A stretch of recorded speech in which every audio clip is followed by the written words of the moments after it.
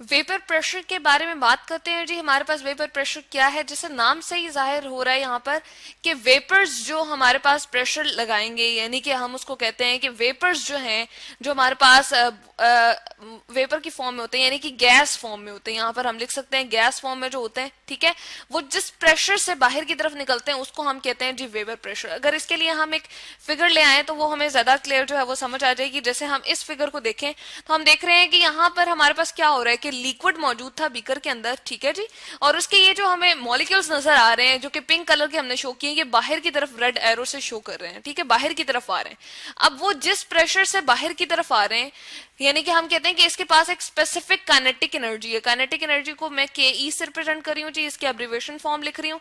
इसके पास जो हरकत की कुव्वत है वो इसको क्या करती है, लिक्विड से गैस फॉर्म में कन्वर्ट करती है, और वो क्या करते हैं, एक खास प्रेशर से बाहर की तरफ आते हैं, तो उसको हम कहते हैं कि ये हमारे पास क्या हो रहा है, वेपर्स बन रहे हैं। और जिस प्रेशर से ये आ रहे हैं इसको हम कह रहे हैं कि ये वेपर प्रेशर अपना प्रेशर लगा रहे हैं। अब क्या होता है, जैसे जैसे हम कहते हैं कि ये प्रोसेस चलता जाता है तो हमारे पास एवेपोरेशन या वेपर प्रेशर जो है वो हमारे पास क्या होता है, वेपर्स में कन्वर्ट होता रहता है, यानी कि वेपर्स में सारे के सारे मॉलिक्यूल्स हमारे पास कन्वर्ट हो रहे होते हैं।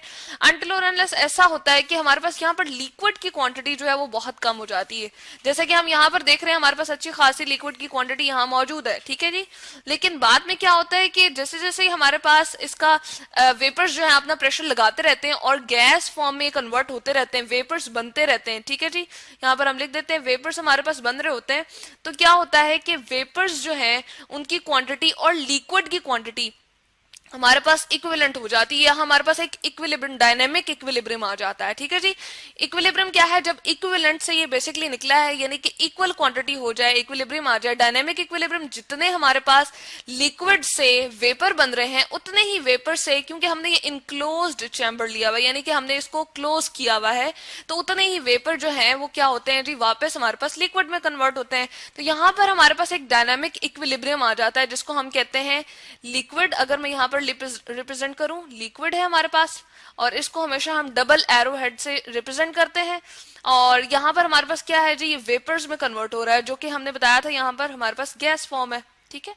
तो ये हमारे पास वेपर्स बन गए। अब ऊपर वाले से अगर हम बात करें तो ये प्रोसेस क्या हो रहा है, वेपराइजेशन हो रही है, ठीक है, हम इसको लिख देते हैं वेपराइज, ठीक है जी।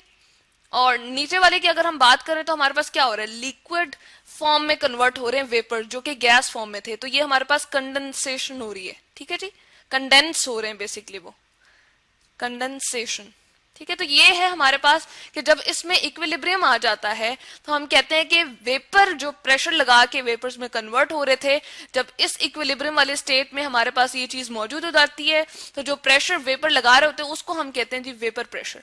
अब ये किस किस फैक्टर के ऊपर डिपेंड करता है वेपर प्रेशर, सबसे पहले तो हम देख लेते हैं, हमारे पास सरफेस एरिया आ जाता है, यानी कि जिस बर्तन में या जिस बीकर में या जिस भी हमने स्पेसिफिक पॉट में उसको रखा हुआ है उसका सरफेस एरिया कितना है, ठीक है। अगर हम एक बॉटल में रखते हैं किसी भी लिक्विड को, ठीक है जी, तो उसमें वेपोराइजेशन के चांसेस जो है वो कम है, ठीक है। यहाँ पर अगर बॉटल को देखें, क्योंकि इसका सरफेस एरिया, यानी कि कहाँ से चांसेस है कि वो हमारे पास वेपोराइजेशन हो सके। लेकिन अगर यही काम हम क्या करते हैं कि एक खुला सा हमारे पास इस तरह का बर्तन है और उसमें हमने लिक्विड रखा हुआ है, तो उसमें जो है वेपोराइजेशन यानी कि वेपर में कन्वर्ट होने के, वेपर प्रेशर होने के हम कह सकते हैं कि हमारे पास जो है चांसेस ज्यादा होते हैं, ठीक है। तो ये वेपोराइजेशन की बेसिकली हमने बात की है। लेकिन अगर हम बात करें जी बेसिकली इसकी वेपर प्रेशर की, कि वेपर प्रेशर किस तरह से लग रहा होता है, तो इस सरफेस एरिया के बजाय हम जो है क्या ले लेते हैं जी, हम कहते हैं कि हमारे पास जो है नेचर ऑफ लिक्विड के ऊपर ये बहुत ज्यादा डिपेंड करता है, ठीक है। तो हम इसको लिखते हैं जी यहाँ पर नेचर ऑफ लिक्विड। अब नेचर ऑफ लिक्विड क्या है कि हमारे पास दो तरह के कंपाउंड हो सकते हैं, ठीक है। यहाँ पर हम लिखते हैं नेचर ऑफ लिक्विड, ठीक है जी, यानी कि हमारे पास दो तरह के कंपाउंड होते हैं। एक तो हमारे पास होता है जी पोलर, ठीक है। जैसे अगर हम बात करें पोलर कंपाउंड की, वाटर की बात करें, यहाँ पर पोलर की बात कर रहे हैं तो हम वाटर की बात कर लेते हैं। अब पोलैरिटी क्या है कि अगर हम वाटर को लिखते हैं H, सही है जी, और इसी तरह से O लिखते हैं और दोबारा से H लिखते हैं, तो हम कहते हैं इसमें ऑक्सीजन जो है वो पार्शली नेगेटिव होता है और हाइड्रोजन के ऊपर पार्शली पॉजिटिव चार्ज होता है, इसी तरह से पार्शली यहाँ पर पॉजिटिव चार्ज है, तो हम कहते हैं कि ये जो है एक और हमारे पास अगर इस तरह से वाटर मॉलिक्यूल हो तो ऑक्सीजन एक और उसमें जो है हाइड्रोजन बॉन्डिंग बना लेता है, इसलिए इसके ऑक्सीजन के पास मोर इसके पास जो है एबिलिटी है कि इलेक्ट्रॉन को अपनी तरफ खींचे, और हाइड्रोजन के पास कम है, तो इसलिए हाइड्रोजन जो है वो ज्यादा अपनी तरफ इलेक्ट्रॉन को नहीं खींचता, इसलिए हम कहते हैं कि हमारे पास पोलर है। जब हमारे पास लिक्विड पोलर हो जाएगा तो उसका वेपर प्रेशर जो है वो कम हो जाएगा। ठीक है, तो हम यहाँ पर लिख देते हैं लेस वेपर प्रेशर। ठीक है, यहां पर हम लिख सकते हैं वेपर प्रेशर। क्यों कम होगा जी?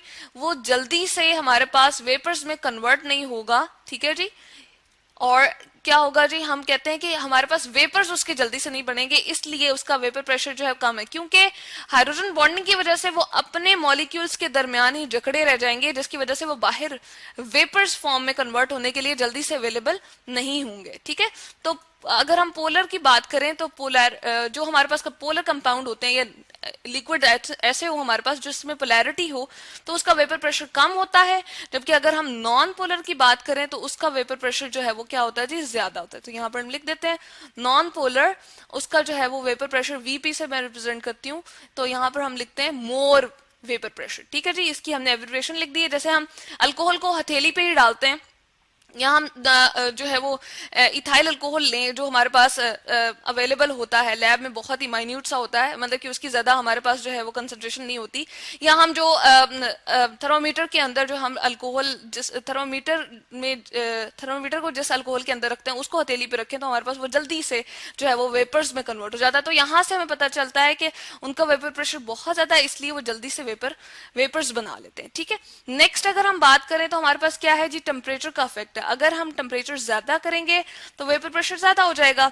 ऐसी क्या बात है जी, टेम्परेचर जब हम ज्यादा करते हैं तो हमारे पास हम कहते हैं कि काइनेटिक एनर्जी और ज्यादा हो जाती है, तो हम यहाँ पर लिखते हैं मोर काइनेटिक एनर्जी। ठीक है जी, मोर यानी कि हरकत की कुव्वत पहले ही ज्यादा थी, यानी कि वो ज्यादा फास्टली मूव कर रहे थे, तो यहाँ पर और ज्यादा वो जो है वो तेजी से मूव करना शुरू कर देंगे, इसलिए हम कहते हैं कि टेम्परेचर बढ़ाने से मोर काइनेटिक एनर्जी आ जाएगी और इस तरह से उनका वेपर प्रेशर भी क्या हो जाएगा, वो ज्यादा हो जाएगा। तो यहाँ पर हम लिख सकते हैं मोर वीपी या वेपर प्रेशर। चले हम इसको पूरा लिख देते हैं। तो यहां से हमने देखा कि टेम्परेचर का इफेक्ट ये है, और अगर कम करेंगे टेम्परेचर तो हमारे पास वेपर प्रेशर भी उसका क्या होगा जी, वो कम हो जाएगा। ठीक है जी, और अगली अगर हम बात करें साइज ऑफ मॉलिक्यूल की, ठीक है, यहाँ पर हम थर्ड एंड लास्ट बात यहाँ पर लिखते हैं साइज ऑफ मॉलिक्यूल। ठीक है जी, अगर हमारे पास मॉलिक्यूल जो है वो बड़े साइज के होंगे तो हम क्या कहते हैं जी, इसको हम लिखते हैं मॉलिक्यूल्स। ठीक है जी, ये हमारे पास थर्ड जो है वो इसका कंपैरिजन है। यहाँ पर फर्स्ट हमने नेचर ऑफ लिक्विड की बात की थी। अगर बड़े बड़े मॉलिक्यूल होंगे इस तरह से तो उसको देर लगेगी, क्योंकि काइनेटिक एनर्जी की बेसिकली हम बात करें तो हरकत की कुव्वत उसकी कम हो जाएगी, यानी कि उसको वेपर बनने में ज्यादा टाइम लगेगा, इसलिए उनका वेपर प्रेशर कम होगा। जो बड़े हमारे पास लार्ज साइज मॉलिक्यूल होंगे, लार्ज अगर मैं बात करूं लार्ज मॉलिक्यूल्स की, तो उनका वेपर प्रेशर क्या होगा, कम होगा। यहाँ पर हम लिखते हैं लेस वेपर प्रेशर, इसको वीपी से रिप्रेजेंट कर देते हैं। और अगर हमारे पास स्मॉल मॉलिक्यूल हो, छोटे छोटे मॉलिक्यूल हो, तो वो उनकी काइनेटिक एनर्जी भी ज्यादा होगी। ठीक है, इसको मैं लिख देती हूँ स्मॉल। ठीक है जी, उनकी काइनेटिक एनर्जी भी क्या होगी, ज्यादा होगी, जैसे कि हमने यहाँ पर लिखा था मोर काइनेटिक एनर्जी, उनकी काइनेटिक एनर्जी ज्यादा हो जाएगी, जल्दी से वो मूव कर सकेंगे और जल्दी से वो वेपर में कन्वर्ट हो जाएंगे, इसलिए उनका वेपर प्रेशर भी क्या होगा, ज्यादा होगा। ठीक है, यहाँ पर हम लिख देते हैं मोर वेपर प्रेशर। ठीक है जी, तो इस तरह से हमने देख लिया कि वेपर प्रेशर क्या है हमारे पास।